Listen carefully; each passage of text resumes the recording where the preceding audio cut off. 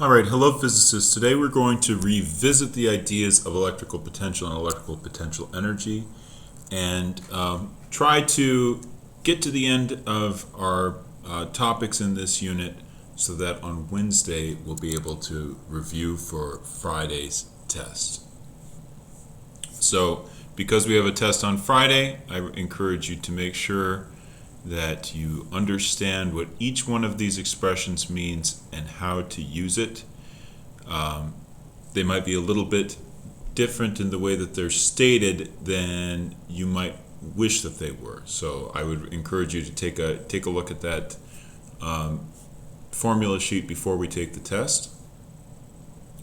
On Friday you had a quiz, and most of you are pretty strong on the Coulomb's law type of material. We were good with this on how your forces change when you change the charges, how your forces change when you change the distance between the charges. We're still a little bit confused on the electric field material. For the electric field, if I put a positive charge in the field, my charge will get pulled on in the direction of the field. If it's a negative charge, the force will be opposite the direction of the field. So in this question that I asked on the quiz, I said, what direction would an electron that's in this field of the green particle, what direction would it get pulled on? And the answer is that it would get pulled on opposite the direction of the field because the electron is negative. So the answer to that one was E. The other questions that we went over that we had in our quiz were those about Gauss's law. Remember, Gauss's law says that the amount of flux, which is the electric field dotted with the area through the surface on your formula sheet for the test on Friday, I have put it like this. So if you wanted to, for instance, figure out that the dot product uses the cosine, you're going to have to put together a little bit. But in any case, for Gauss's law, the important thing is that the total flux through a surface is proportional to the total charge enclosed within the surface. So this is Gauss's law. And what I was trying to get at with some of these questions was that, for instance, A and B would have a positive net flux because they have this positive charge contained inside, while C and D in this particular example would have a zero flux because they don't have the charge enclosed within them. There was another example that I gave on the quiz which was a little tricky, which had that this example where, for instance, Q2 was something like 3 microcoulombs, and then Q3 was something like -3 microcoulombs. And then because if you add those two together, you get 0 coulombs. Because those cancel out, that they sum to 0, the Q enclosed doesn't change regardless of whether you just have this small surface or the larger one containing all 3 particles. Okay, so what did we do in our last video? In our last video, we solved for the potential energy that you find when you bring 2 point charges in from infinity. So the idea is that the charges take work to push together, and the work that you have to do to push them together is the potential energy of those particles. If you needed to do work to get them pushed together, you can get work back out when they're pushed apart.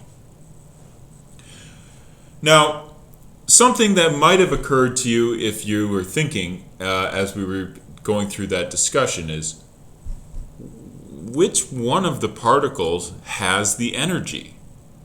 It seems to be something about moving one of the particles toward the other one. And the answer, at least in terms of classical electromagnetic field theory, is the energy is in the electric field itself.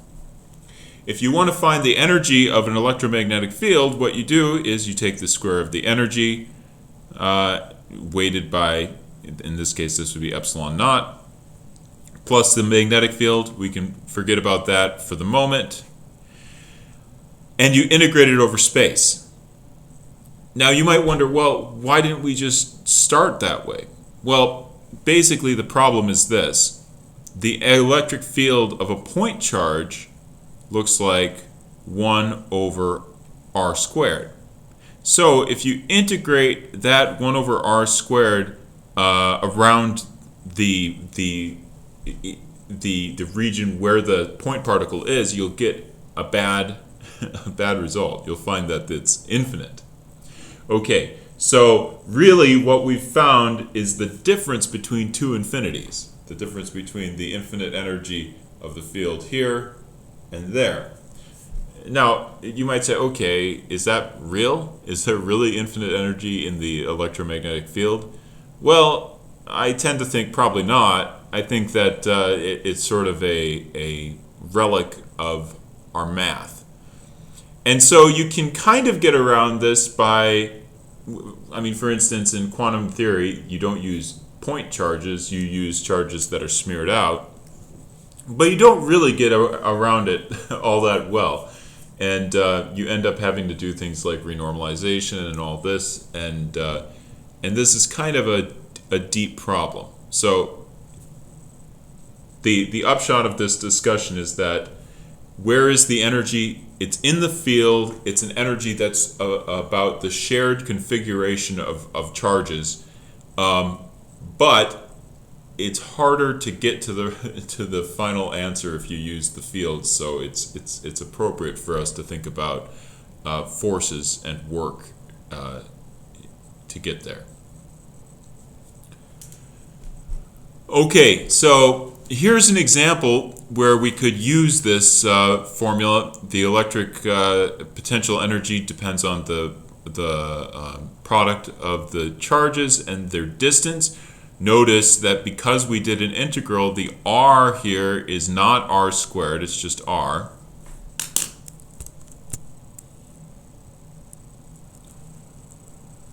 Alright, so we'll just go ahead, and it asks us to rank the electrical potential energy at point P for these different cases.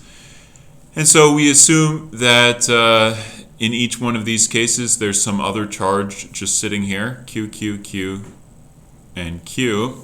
And so in each one of these cases I can go ahead and calculate my potential energy. For case 1 would just be K big Q little q over R. For case 2 it would be K big Q 2Q over R over 2. Notice I'm not squaring this because we're not finding a force, we're not finding an electric field component, we're finding energy.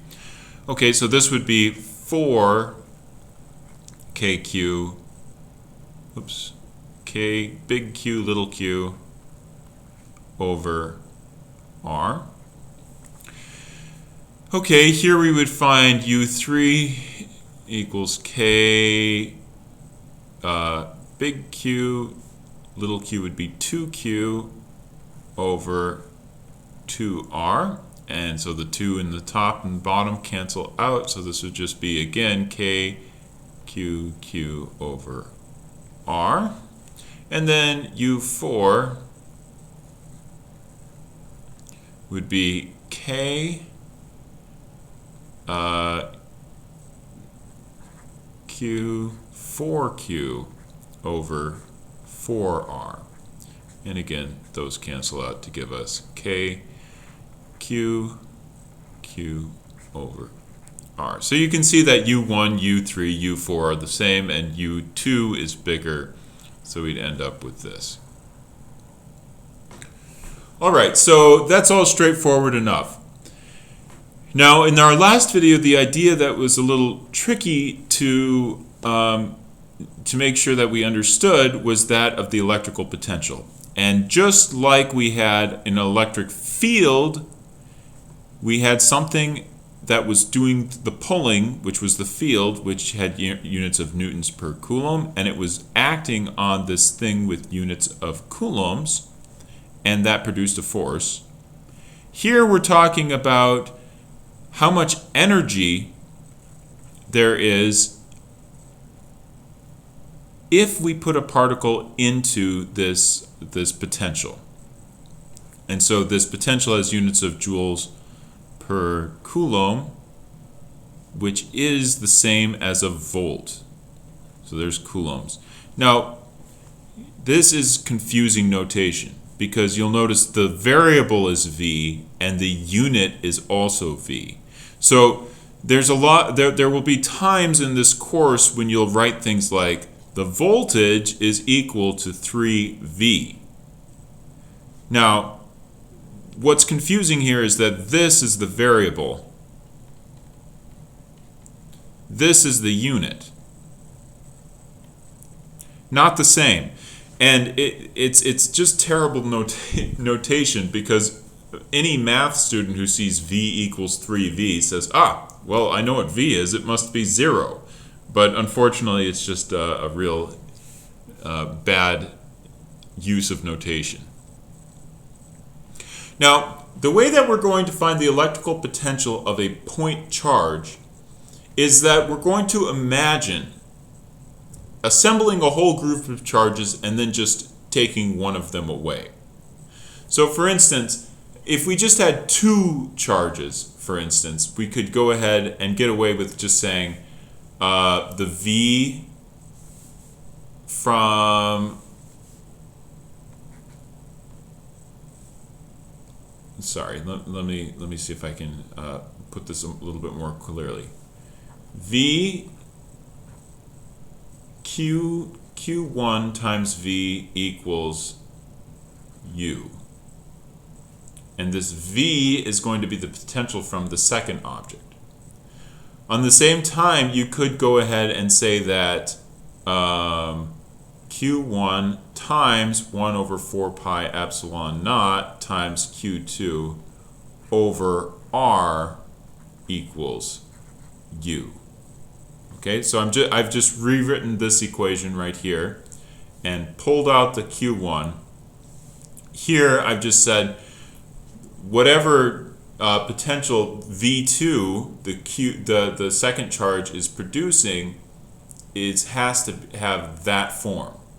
So the idea here is that the potential is sort of like the electric field in that if you have a group of charges, you can calculate the potential. And this is a little bit confusing because the potential, as we'll see in a couple of slides, is effectively an integral. And so we're secretly smuggling in a little extra piece of information, and that's that the potential is assumed to be 0 out at infinity. But if you smuggle in that assumption, you can find out what the potential is for each particular particle, given how far it is away, and then calculate the potential for the whole group of particles. So let's see how that works. This is a okay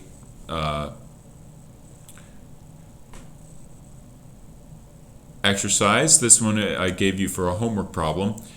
Let's say that we have 4 arrangements of charged particles, all the same distance from the origin. Rank the situations according to the net electric potential at the origin, most positive first. Take the potential to be 0 at infinity.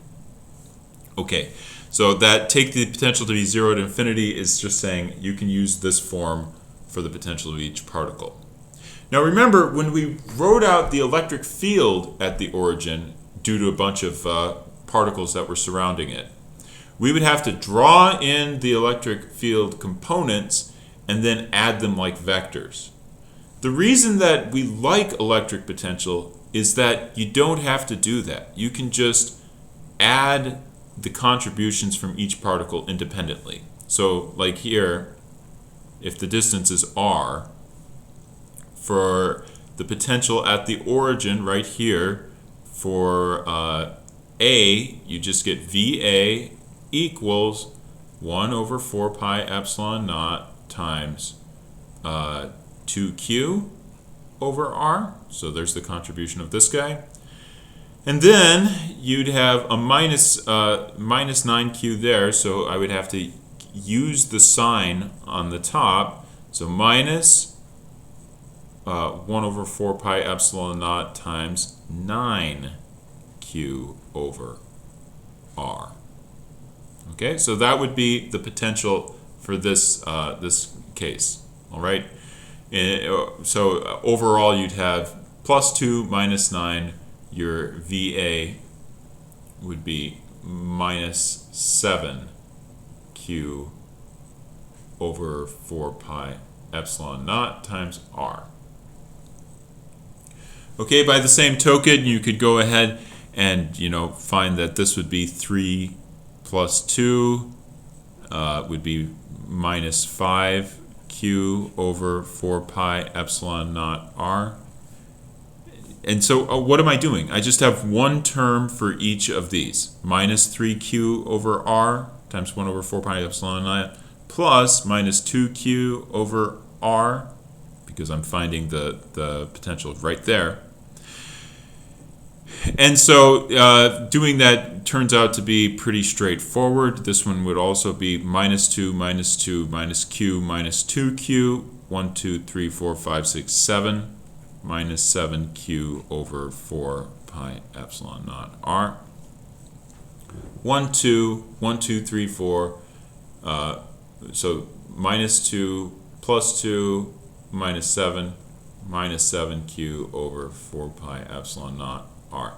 Okay, so it's pretty easy. We've just found the potential, electrical potential, and found that it's the same for 3 of them.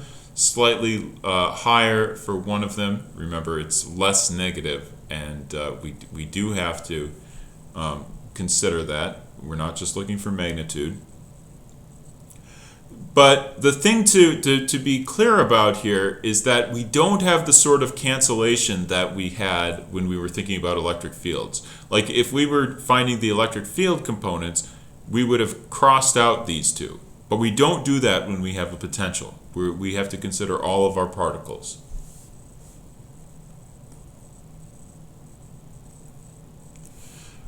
All right, so one of the things that we could do with our potentials, I discussed this briefly on Friday's video, is we could go ahead and relate the changes in potential energy to the change in potential through which a particular charge moved.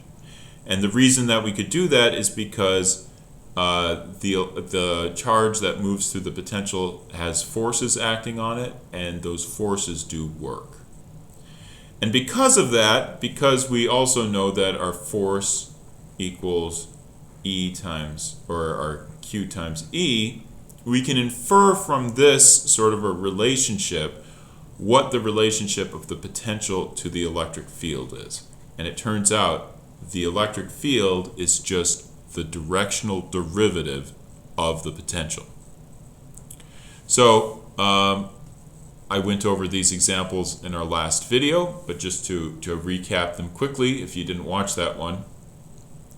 In this one, it gives us our potential difference between some clouds in the ground as 1 times 10 to the 9th volts. And it gives us the quantity of charge as 30 coulombs. And then it has us set this equal to, so in part A, all we're doing is calculating U. Okay, you're just multiplying these two together. And then in part B, it says, well, what if you took that delta U and transformed it into kinetic energy? Well, in that case, we would have our object moving with 1/2 mv squared. M is the mass of the car that we're transferring that energy to, and so in that one, you're going to calculate what is the speed of the car. Now, as I said a moment ago, the important thing to realize is that electrical potential and electrical potential energy are related. And this is we're just talking about for static fields where your charges are not moving around. They're not radiating like an antenna or anything like that. In this particular case, you know that the electric potential and the electric field contain just the same information. And the information that you can get from it is that if the potential is varying more quickly, the electric field is bigger. So what these are like, they're called equipotential lines. And what that equipotential just means is equal potential. So this would be literally something like, 10 volts, 8 volts, 6 volts, 4 volts. And you see that the more closely spaced together these equipotential surfaces are, these are dropping by 2 in this particular example that I've just made up. If they're equally spaced in voltage, then the more closely they're spaced, the bigger the magnitude of the electric field. And another key aspect of this is that they are perpendicular at every point to the field lines. So you see how this is 90 degrees, 90 degrees, 90 degrees, 90 degrees. So this is what the equipotential surface and the field lines look for: a constant field, for a point charge field, and for a dipole field configuration. And we're going to work on this more in lab this week. So just to give you a quick example of this, it says, consider the equipotential lines shown in the box. The labeled cases indicate electric field line drawings. Which of these cases best matches the equipotential lines shown? Well, let's try to draw some lines that are always perpendicular. Okay, so these are going to come out and curve so that it's always coming in straight.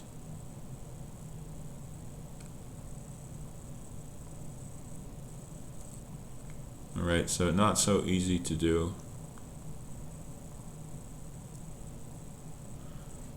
Okay, effectively though, I hope that you see that this one is the one that's most like this.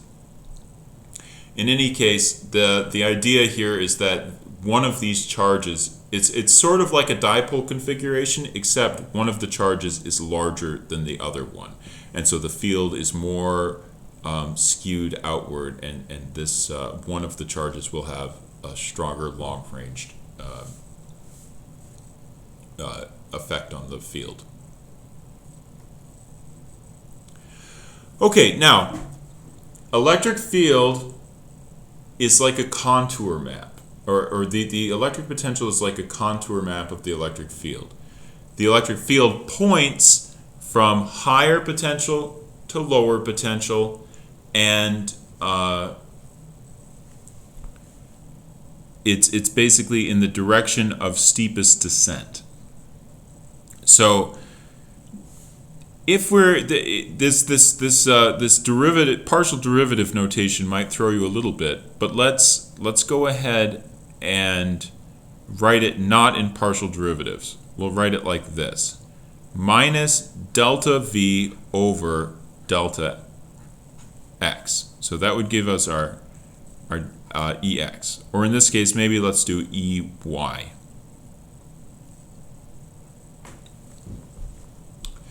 So just for fun in this particular problem, let's pretend that this is 1 meter tall. Okay, so this is 0 meters, this would be 1 meter. And it says figure 24.25 shows 3 sets of cross sections. We want to rank the arrangement according to magnitude of the electric field in the region greatest first, in which is the electric field directed down the page. Well, as I told you, electric field points from high potential to low potential. So it's going to be pointing this way, from 100 down to 20. Here we go from minus 100 to minus 140. So it's going to be pointing this way, towards the more negative minus 110 to minus 50 volts, it's got to be pointing towards the more negative. So I think we've already answered one of our questions. Now, if you want to rank the arrangements, let's just calculate a number for each one of these given a supposition of a distance. So for instance, in this top one, if we suppose that this is just 1 meter in distance, would be 1 meter minus 0 meters. That would be our bottom. And then our top would be minus, and then this would be 20 meters minus 100 meters. Okay, so this would be minus a minus 80 over 1 gives us 80. Whoops, this should be volts. Volts. 80 volts per meter. Okay, now this is, as I told you earlier, these are just numbers, but 80 volts per meter actually does have a sign. It's a y direction, it's the y component, and we've taken the change in v in the y direction over the change in the distance. So this is j hat. If you wanted to write this as a vector now, there's your v here, electric field vector. You might also notice the sort of funky units on this. Up to this point, we've always been saying that the units on electric field are newtons per coulomb. But if we take volts over meters, remember a volt is a joule per coulomb, and a meter, or a joule divided by meters, is in fact newtons. So the units do work out. Okay, so I'll let you do the rest of that one, but I think that's a good start. Now the last thing I want to discuss in this video is just to make sure we feel comfortable doing partial derivatives. So if you feel okay with this problem, you can turn off the video now, but I know there are some of us who feel uncomfortable about this. Now, what the partial derivative means is that you're looking about just how your function is changing along a particular direction. So notice what this is. This is an electric potential that is a function of space. And you should think about it as it potentially could have x, y, and z components. So what does this mean? How am I going to do that? Well, let's see. This is our v. What would happen if I took my dv dx? And notice I'm using my partial, my kind of weird loopy d, my del. Well, what you do is you presume that everything that's not an x is a constant. So this y, you're changing in a different direction. If you're just going along x, you don't see that variation. So this derivative would be 2 times 2 volts per meter squared x minus, and then the derivative of a constant would just be 0. Okay, your dv dy would be, this thing is not varying in y, so the derivative with respect to the partial derivative with respect to y would just be 0. And then you take the partial derivative of this side, and it would give you minus 2 times 3 volts per meter squared times y. Now if I go ahead and look at how is my v changing with z, that might be confusing because you say, well, there's no z's in here. And I say, yes, exactly. It's not changing in z, so the way that it's varying in z is not at all. This one has a derivative of 0. That one has a derivative of 0. Okay, so at this point it asks, in unit vector notation, what is the electric field at the point 3 meters 2 meters. So there's at x is this and y is that. So if we evaluate this at x equals 3 meters, and we evaluate this at y equals 2 meters, we would get 2 times 2 times 3, which would be 4 times 3 is 12 volts per meter. 2 times 3 times 2 with a minus on there would give you a minus 12 volts per meter. And then, of course, this is just 0 volts per meter. And so if we want to go ahead and find an electric field, I guess we'll just do this whole problem. It would be minus this in the x direction plus minus that in the y direction. So it would be minus 12 volts per meter I plus 12 volts per meter J. Okay, so that is the conclusion of what we're doing in this unit. On Wednesday, we will review. And what have we learned? Well, we've learned about electrical forces. We've learned about electrical fields. We learned about ways to calculate electric fields using Gauss's law. And now we've learned about the idea of the electrical potential. And we're going to use that pretty much going forward. The electrical potential is a quantity that helps us describe the amount of energy that a charge would have if it were in that potential. This electric field is, or this electrical potential in the electrostatic case is related to the electric field, such that we can get the electric field from the electrical potential in any situation in electrostatics. Okay? So homework is due this Wednesday, and please let me know if you're having any problems.